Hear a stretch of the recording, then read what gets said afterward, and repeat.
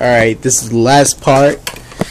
This is a review video about the 2001 Hyundai SNGS, taking the transmission out.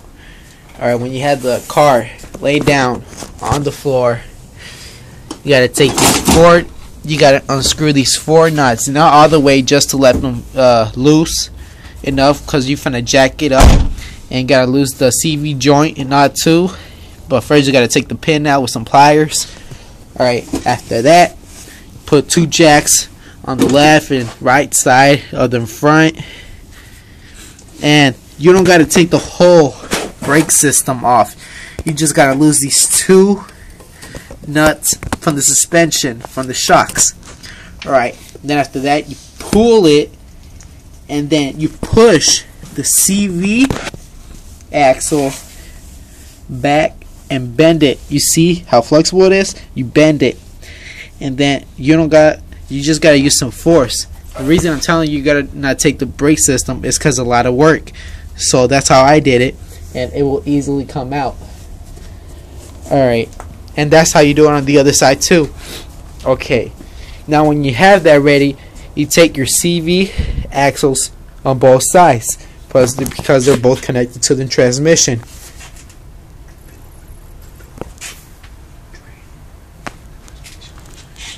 Alright, and then you gotta drain the transmission fluid.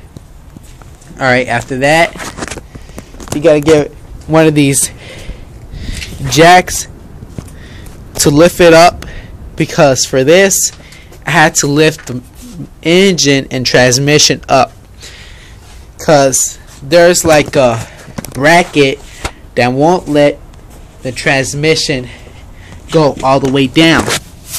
If you see this bracket, it's just like by 1.5 inches it won't go down. I was on the other videos, I was keep trying and trying and trying, I couldn't.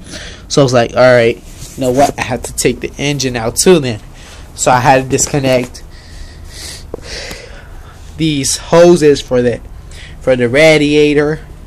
I had to take the tray for the battery, take the battery off.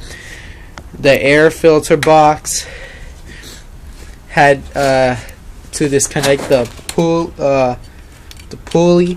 Alright, in order for that, you gotta get a socket for the size of the nut that is behind the right side of the passenger.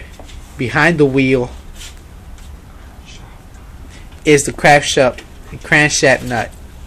Alright, if you see that is not, that you don't see that you can take this nut, you see this hole, so you got a crankshaft fit all the way to turn it until you can get into that bolt right there. You gotta take this bolt too.